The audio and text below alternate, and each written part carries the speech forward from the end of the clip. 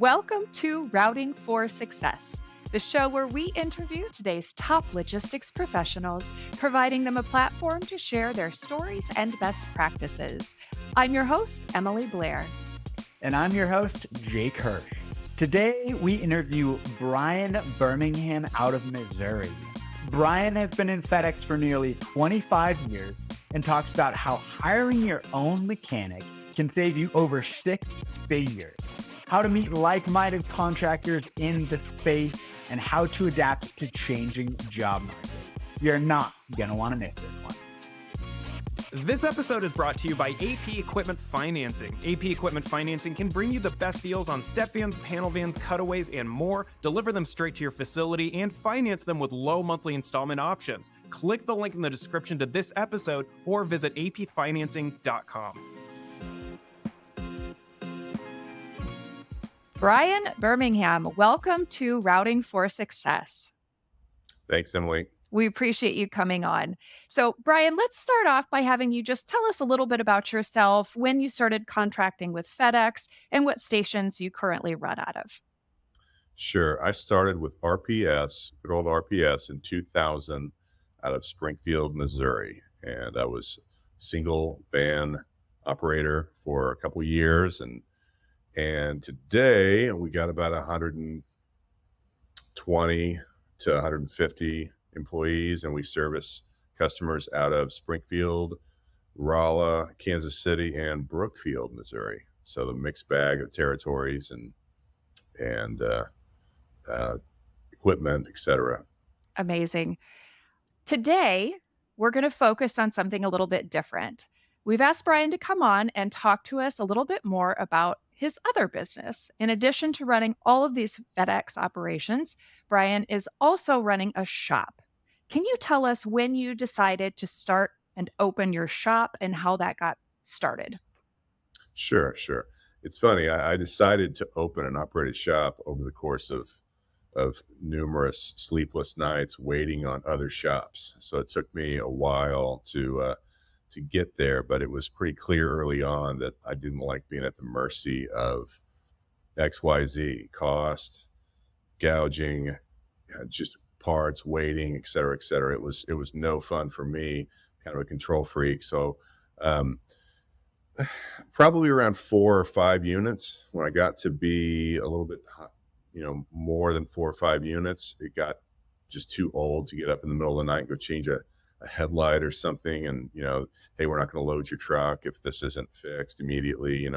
I didn't have spare trucks or any other options. So I had to fix it myself. I had to do it right away. So I have ample respect for technicians, way more respect than I could not ever call myself a mechanic professionally, but I know enough to get me in trouble. And I suck at it. So I had to hire people that knew what to do. So in 2011, I hired a person full-time to work at night. At night was the key, really. We worked 100% mobile, and we worked 100% mobile from 2011 to 2019.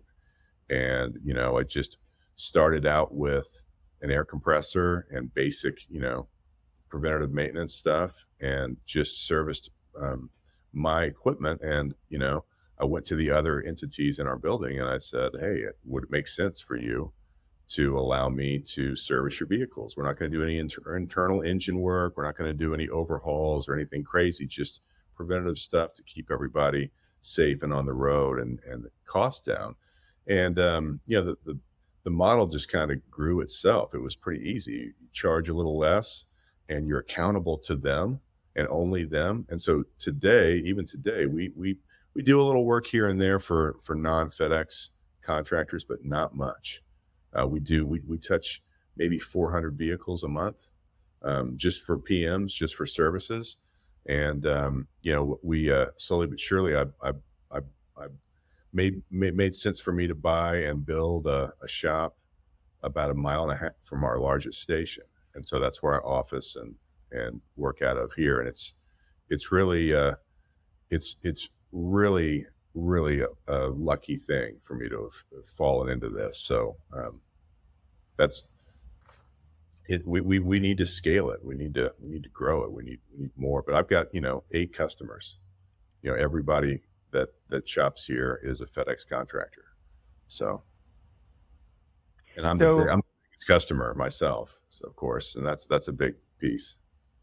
yeah, Brian, that makes a lot of sense. So, when you hired someone on, you had 5 trucks. Is that correct? When you hired the mechanic? That 5, Okay. 6, 7, maybe, I don't know. It was a long Yeah. time ago, but yeah, something like that. And were you relying on the other FedEx contractors in order to offset the cost of the mechanic? So if there's a contractor out there that is running 5 trucks currently, would it make financial sense to have a full-time mechanic at night if they weren't getting other FedEx clients? I don't think so. No, there probably wouldn't be enough. If it made enough sense for you to hire a full-time mechanic and you had 5 dispatches, you need to stop driving on the roads you're driving on. No, that would be a terrible. There wouldn't be enough work for it, hopefully, right? So one service is about an hour's worth of work if you do it right. One oil change and inspection and lube jobs, you count on about an hour. So if you've got a guy working, you don't want to really expect more than 7 a night out of him. Give him a break and whatnot. So yes, to answer your question, I did depend on the other entity's business to do this. I have one market that's pretty small with my smallest market's about 11 dispatches a day, and I shop at another contractor's shop that does just what I do. He just does it in Kansas City. Kevin Martin. He does real good work, and again, he does what we do. He caters. He gets it. He's his own biggest customer as well. So it really is a happy marriage when you're working with people that see you. We're all very traumatized, special people. So need all the understanding we can get. You've mentioned that you're your own biggest customer. Curious to know, when you are billing yourself, do you bill as though it's a discount to you since you own the shop, or do you bill full so that you have the full deduction of the cost of the shop? That is a hilarious question for my shop manager. I'd like to bring him in here on that. I bill myself outright, just the same as I bill all my other customers. Hasn't always been the case, but basically I grew this thing so fast, just like all the rest of FedEx. The irresponsible growth, especially of 2020 and 2021. I was lucky to bill people once a quarter. Like we'd fix their stuff, and I struggled to just write invoices and bill people and get the money. Like it was wild. So um, I did operate at a discount, but I hired some help, is what I'm trying to tell you. I hired a shop manager. I was lucky to hire somebody that knows the business. And that's the first thing he stopped. It's like, no, no, no, no, no. No more Sailor Saint discounts here. If I'm going to make a salary on this business, I'm going to run it right. And so, no, you really should charge yourself the same as you would charge your customers. I've been told. I still don't like it, but yeah, that's what we do. Brian, I've heard contractors say FedEx is a recruiting business with an emphasis on transportation. Now, recruiting drivers is one thing. How do you go about recruiting mechanics for your mechanic business? And what was that first mechanic that you hired? How did you end up finding him? Well, it's funny. The first thing I did, I got into business with another contractor, and he was more mechanically inclined than me. And I got into a wash business with also another contractor. Everybody just kind of got in where they fit in. We all just sort of tried to keep the trucks clean and running. And I outworked them all, and I couldn't deal with them anymore. And I had to part ways. No, I'm just kidding. Um, I'm not kidding at all. No, I ended up I ended up it ended up making more sense for me just to do it, and I scaled. So the first mechanic that I bought, I made a lot of mistakes with. He wasn't who I needed, and it's really funny that the way that we do business, us last mile operatives, and the way that a person runs a shop that's mobile, especially at night, in the middle of the night, um, the lion's share, I mean, way more than 95% of all tasks that are accomplished under my charge are done without me present. I can't lord over these people and police them. So if you hire a dud or someone that, some people will work their brains out and they're honest and great and beautiful and they're wonderful as long as you're watching them and keeping them lined out. A lot of people are like that. Other people, it doesn't matter if you're watching them or not, they're just going to rob you and they're terrible. But it takes a special kind of human person to be self-governed and self-sufficient and mission-minded that you can leave them alone. So I look for that, and that's what I'm after. I say that in interviews a lot. I want you to not want me in your business. I'm going to set you up for success, and then you need to go and tell me to leave you alone. So the first person that I ever hired to do this myself, just alone, was an ops manager. He was in charge. He opened the building and ran the sort in the morning, and he went to school full time to get his mechanics degree. And as soon as he graduated, he went to work at a dealership. And I don't think he would mind me telling his little story. This guy is chronically honest. He's just a super, super beautiful human person. And he went to work in a dealership I won't name, and they had him mining people for parts. And they commanded him to fix things that weren't broke. And he was disgusted by this. He's one of those very rare and lucky people that knew early in life what he was going to do when he grew up. My wife's similar to that. Most people aren't like that, but he, at 18 years old, man, he went right into automatic. He must fix things, this person. Like, it's like some guys like to hunt, they got to kill something every day. This guy's got to fix something every single day. I mean, he's fixing something right now, I'm sure. But he came to me and he said, "Hey, I know you got this little thing going on. What do you think about hiring me?" And he had a great career with FedEx Ground. He was going places. Everybody liked him a lot. He could be he could have been anything. And so I said, "You want to work in the ditch with me out of an old bread truck, fixing trucks in the middle of the night? I mean, you could do." He said, "It's like, yeah, I really do. I think that this would be a good. I see what you're trying to do, and I value that." And so he now runs a crew of, I think we've got 6 techs right now. He's in charge of 4, 5, 6. Yeah. Yeah. He's the working foreman. The only thing wrong with him is he won't stop working. Like, he can't, he needs a bay and a job. Like, he continues to probably outproduce everybody in the shop. I mean, he's I probably better be careful here. I don't get in trouble with the other guys, but he's still with me. He's still with me, and he's still a key. Like, when I say I'm lucky, I mean, I'm very, very lucky to have the talent that I've got, the relationships that I've got here building this thing. But yeah, he was with me day one, and now we've got an 8-bay shop. So That's awesome. So back when you started, before you had the physical location of the shop and you were just doing overnight preventative maintenance, were you doing that out of the FedEx terminal? yes, And did yes. FedEx have any limitations as to what you could perform, or have you noticed that changing over the years? I've heard stories of it changing. They've always had limitations. Like, you can't, do a lot of things. You can't change a transmission or an engine or disable a vehicle. Basically, is kind of the rule we go by. You can't, disable something and put it on jack stands or blocks and leave it overnight, things like that. But I've heard horror stories of bad relationships with certain senior managers where they don't allow to have people come and change tires and do different things. So I've always just encouraged everybody to prove yourself to the senior manager and get a good relationship. Let them know what you're about and what you're doing. It helps if you wash the trucks. If your outfit washes the trucks, it's a large benefit because they can see that every day.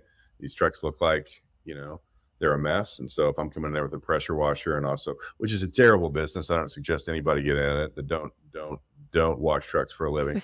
But it does help if you can add that to your scope of work. But yeah, I don't know that the rules have changed since I've started doing it. They give you a list, you have to get insurance, and there's a certain number of things you can and can't do. So you just have to kind of have a good relationship with the local staff. And I tell techs when we hire them and introduce them to this world, this is not Brian's Fix-It shop. This is a FedEx sorting facility. We are guests here. We're lucky to be here. You have to have, one of these, and you have to, you know, trucks would, there's a big, long document that they have to go through and adhere to with operating vehicles with packages on board. They can't do it. Different things, touching packages, period. Like there's lots of things. Fortunately, in our largest market, we don't do very much work at the station anymore. But for years and years, we did. We operated out of a mobile vehicle, and since we got the shop, we've made more sense coming here. That's been a hard one for me because I'm crunching numbers on time back and forth between the terminal and the shop. You can save a lot of time doing a service on a vehicle 5 feet off the dock. You pull it forward, service it, back it up. I mean, that's money right there. But you can't play your music that loud. So that's a detriment. So yeah, the guys are doing almost all their stuff here at our shop now. But for the longest time, it was always there. Go ahead. Sorry, I'm rambling. No, everything you're saying is really valuable.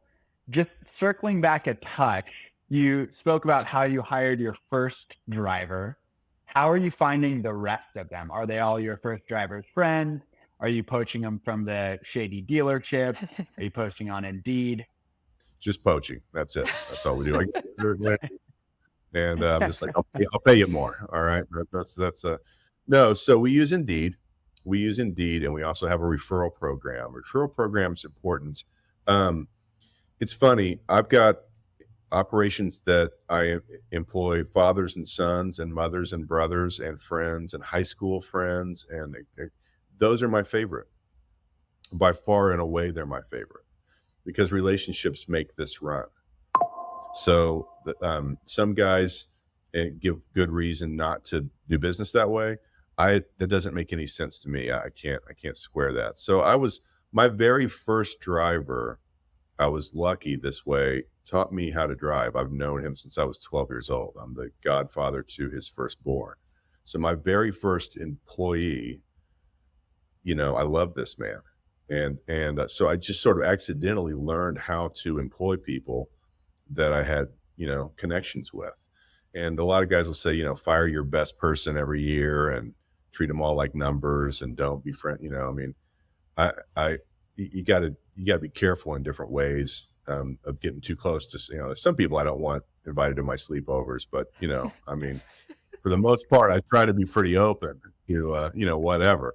But you want to know what makes people tick. So the referral program we have, we just offer, depending on what kind of pickle we're in, it's usually standard $300. If they get a badge, you get $100. They stay for 6 months, you get 200 more bucks. So it's pretty standard, and everybody's initiated that. And some people work that and make a gig economy happen with that. And some people won't ever speak to anyone or invite them to work ever. But mostly it's Indeed. We use Bright Flag, and we've had pretty good results with them. We've used a couple different recruiting companies. My wife is really fond of me hiring recruiting companies because I am more present when I do that. So, but yeah, we fortunately have seen less need, but the last few years have been unpleasant. We've had a lot of turnover. It's been wild. What do you think caused that turnover in the past couple of years? I mean, I have 5 children between the ages of 25 and 16, and they're idiots. I mean, they're just constantly looking at their phones, and a new opportunity appears for them, every 5 seconds. So I think that COVID was really rough on everybody on planet Earth, and I think if you were in any kind of stage of development in your life, young people were hit really hard with that. And I think that It's, there was options. I think it's important not to hate the player. If the Rolling Stones call me in 10 minutes and say, "We need you to sit in for Keith tomorrow night," I'm gonna, not be back. I mean, if I have options, um, and I think that's really what it was, is the world just kind of went wacko, and people learned that they didn't have to work as hard maybe, and maybe they were just over entertained by their phones and their options. And so it just gave a lot of people a lot more to think about, a lot more opportunities to do whichever. And so, you know, hard labor is not super cool, man, to a lot of young folks. It's just not. So I think we're seeing that level out a little bit. I think that we're going the right direction there, and people are. I made my 16-year-old mow the yard this morning, so I think that was a big win for me. But but yeah, that's what I think caused it. I think people just had more opportunities, more different options. Yeah, that makes a lot of sense. Brian, so I'm sure now that it sounds like you have at least 6 mechanics on staff, maybe more, plus the overhead of having the shop. What would the initial startup cost of having a mobile mechanic when you first hired on the mechanic? Wow. So, if the most expensive, I've done this in multiple markets. So usually what we do, starting from scratch, because I've done that, I've started from scratch. It's usually less than 7 grand, and most of that's the truck you buy. So you want to get yourself something and find a place where you can keep it safe. And there's all kinds of different ways you can solve that puzzle, but um, you need an air compressor, you need basic tools, and you need oil and grease and a place to store them. So you want a mobile unit that you can roll around in. You can get a used 16-foot box truck, which is what we suggest, for 5 grand. You know, Brian, over the last over 20 years, how much do you think you have saved financially and also the time of waiting for trucks and renting trucks by having your own mechanic crew on staff? it's I thought about the answer to this today. I figured you might ask that. It's triple digits as far as money goes, but peace of mind and just efficiency of um, it's immeasurable. I mean, it really, really is. I don't know how to do it otherwise.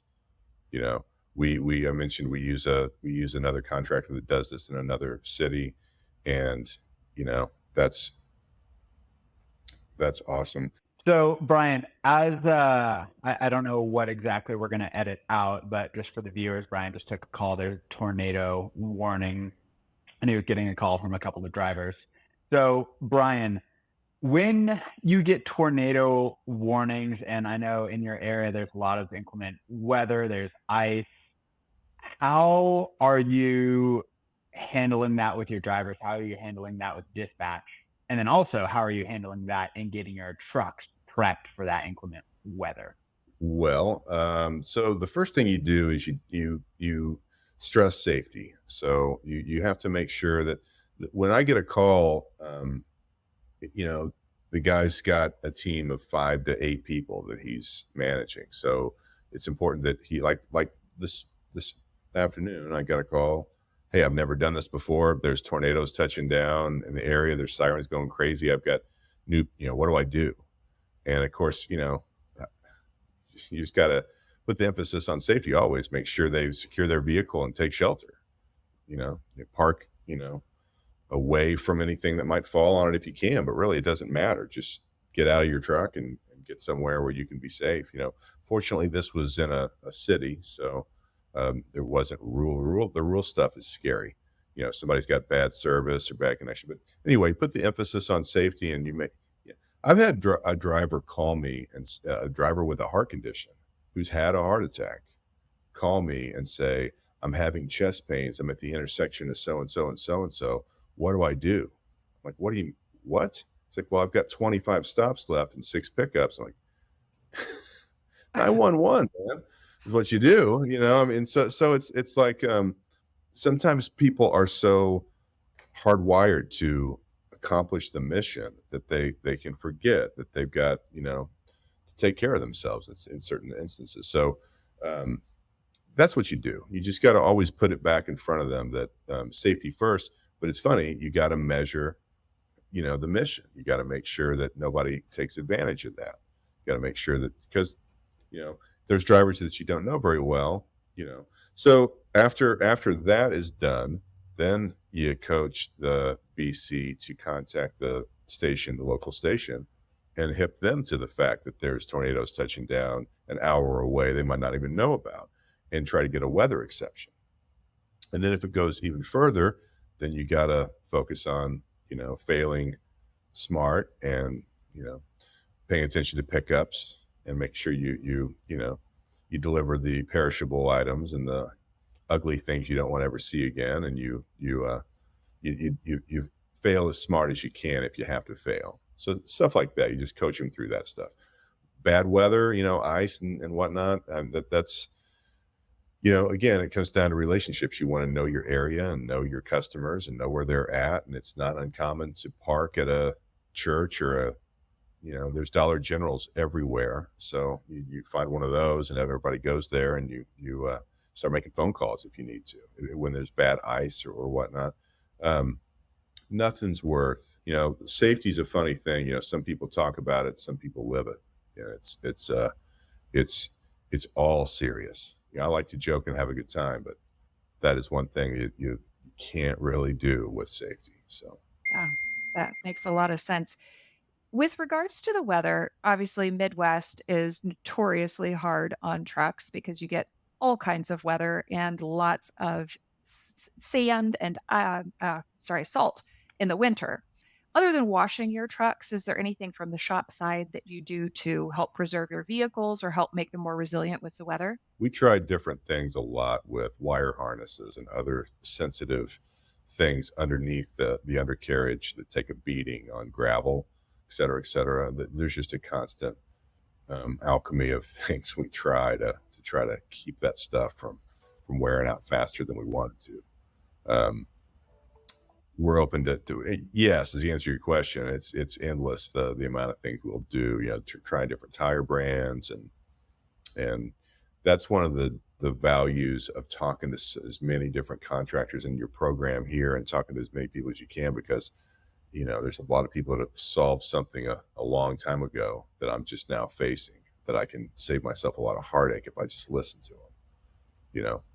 So, so yeah, the weather is funny, and it's just like the markets that we all work in. Everything's so different. It's different as the weather everywhere. So I need that network of people to reference their solutions. And Brian, how are you finding that network of people? So I'm doing this a long time. You meet different people. It's funny. I met a guy named Matt Pickett in Pittsburgh at a roundtable meeting. They called him a long time ago, and he has a group called LRG, and we get together and talk, do calls, and just call each other up, and just there's a lot of people that have saved me a lot of heartache and made me a lot of money just by saying, hey, I did this, you should do this, and that's LRG is a great resource for me to plug. It's free. You remember when you say you are, and it's a lot of good guys just looking to grow their businesses and learn from each other. You said LRG. Does that stand for something? I think so. Yeah. Not sure what. Is it logistical resource group? It, That's it. I mean, we can get more creative than that, I'm sure. I don't know that Matt would like. and you said that it's a free group, that anybody can join that? Correct. That's Correct. awesome. Can you think of any examples of something that you've learned from that network over the years that has served you really well? Definitely. So recruiting and back office. So when you get to a certain size, a lot of us are used to doing all of the work, and a lot of us are stubborn control freaks. I mean, we're in business for ourselves for a reason. We're unemployable, so it's hard for us to leave it alone, So a lot of really smart people that I really look up to in this business, I watch what they do, and they've got a lot of help. When I started doing this, I was single, and I struggled to get to the DMV. What do you do? How do you register your vehicle? I can't. I gotta go. Lay down stops, man. I can't go downtown. And well, my wife does that. So that's the first thing I learned was get married. I mean, right? You gotta get some. But no, in all seriousness, everything from accounting, which is huge, to maintenance, to all different gravel. Like I said, someone who is an expert in Manhattan at delivering packages, has no idea how to deliver packages in the middle of nowhere, and vice versa. And I get tickled online. Different people talk about how much do you make and how much do you pay your drivers, or how much do I'm a BC and I make this. I mean, last time I checked, every market's different. So I mean, and there's all kinds of different solutions. You know, so you got to ask around. So it's endless, really. Basically, the staffing and the staff structure of how it should look. That's the thing I've learned that I've really valued, and that's the thing I always ask. And some of us can get kind of competitive. So it's funny. It's like, well, how many people do your BCs manage? Well, my BCs manage 5 people. Well, mine manage 4. Well, mine manage 8, and I make twice as much money as you. Then that kind of thing. So it's funny. Just trying to be the best we can be. There's some guys you've had on your program, John Chestnut. I mean, golly, that guy's bright. I mean, there's so much I've learned. Just talk to him for 5 minutes and you're smarter. So That's awesome. Thanks, Brian. Now, you mentioned trying different tires. How are you buying your tires and fuel? So we buy fuel at the pump. We don't do anything creative with fuel. We just buy it just like anybody else. I think there's a lot of different solutions you could do for fuel. I've heard of guys getting over and making good money and doing things. We just never have taken the trouble to do that. Didn't make sense for us. Tires, wherever we can, we buy them and try to get the best deals we can. We use the FedEx tire programs. We run a lot of step vans, so we get a real good deal with Michelin and Goodyear, and that helps us out a lot. Through LRG, there's tire programs that Matt's been able to score for everybody, and a lot of people save a lot of money that way. We like to keep tires on rims.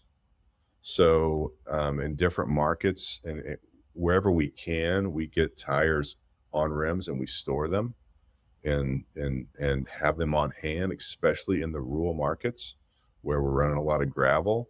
I mean, those folks just eat up tires like no tomorrow. So if I didn't have tires on rims and an air compressor handy, I'd not be okay. I mean, we change tires pretty frequently. Change our own tires. So you mount them and balance them on rims, and you've got them there at your disposal to use.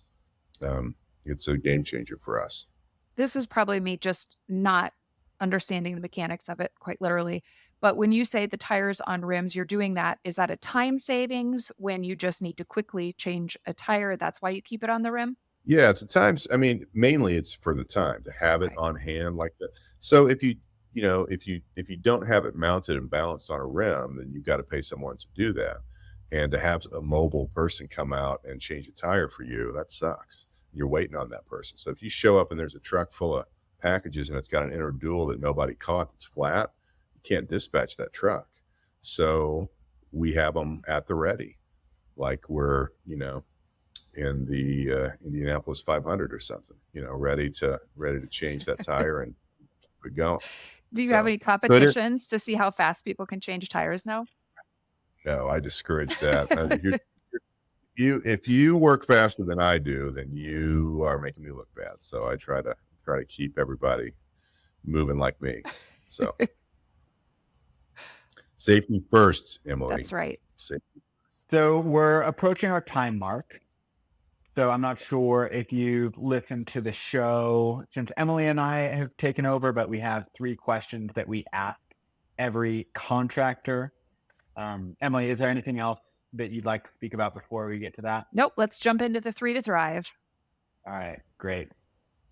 So, Brian, I feel like I might know the answer to this, but what was one of the most worthwhile investments that you have made as a FedEx contractor?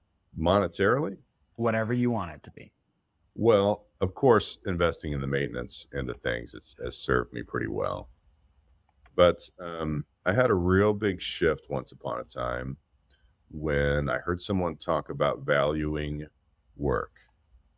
And this person basically said, I like my new boss. He treats everybody's work as it's important. And I thought, huh, because I was just going through my life running and gunning and pushing people over, like package handlers and sort managers, and those people's work's not important. So I had a real big had a real big shift in myself whenever I started really looking and trying to see the value in everybody's work. And that really, I wasn't that horrible of a monster, pretty close, but I wasn't quite that bad. But I really have become a happier guy, and I feel like I've been a more successful guy in trying to see and think about what you guys are doing for money, what everybody is doing at work and why, what they're up against. Start every relationship like that. And I learned that at FedEx Ground. That was a thing I learned from an ops manager, actually. And so yeah, that's really taken me a long way. I like that. That's a fantastic answer. I love that. Question number 2. Oftentimes, failure in business can be our greatest teacher. Do you have a favorite failure, and what did you learn from it? That's a hard one. It's like picking a favorite kid. I've got so many. I've got so many failures. Jeez. So don't get ahead of yourself. Don't get too far in front of your skis, so to speak. Like keep yourself grounded, and it kind of all funnels into that. You know, find value in everybody and give props and recognize what's really going on here. It's not about any one thing or one person. So if you lose sight of that, that's a pretty can be a pretty colossal failure. I got married. I mean, that was a terrible plan. I mean, that was kidding. But 5 then who's minutes gonna ago, you register said your it. truck? Yeah, you said it Oh, was like right. a prerequisite. Listen to those other contractors, and they led me the wrong way. Ask them who I keep married. No, just kidding. Just kidding. Sorry. I'm seeing some dichotomy here because you said that marriage was the failure, but then yet again get married because she registered your truck. It's like choosing a favorite child, but then again, your child is on their phone too much. It's none of your business, Jake, what I really think or what the real answers to any of these questions are. I think that's And with that, final question. Brian, what is your favorite part about being a FedEx contractor? I've been doing it so long, I just don't even know how to answer that. I like to make things run, and I like to do the best things that I can, be the best that I can be. So I like logistics, and I like to set something in motion and see it succeed. Ever since I watched the older kids build a treehouse together, when I was real little, I remember watching that and thinking, I want to get up every day and come to the treehouse and help build the treehouse. That's so. I've been super lucky to be given the opportunities and to be able to physically go and do what we've done here. I mean, I've just been so fortunate to be able to contract and have these businesses. So I don't know. Like I said, I'm unemployable. So my favorite part about this is pretending to be in charge of everything, and acting like the boss, So it's funny. I tell people it's important to keep it real what we do as contractors, as ISPs.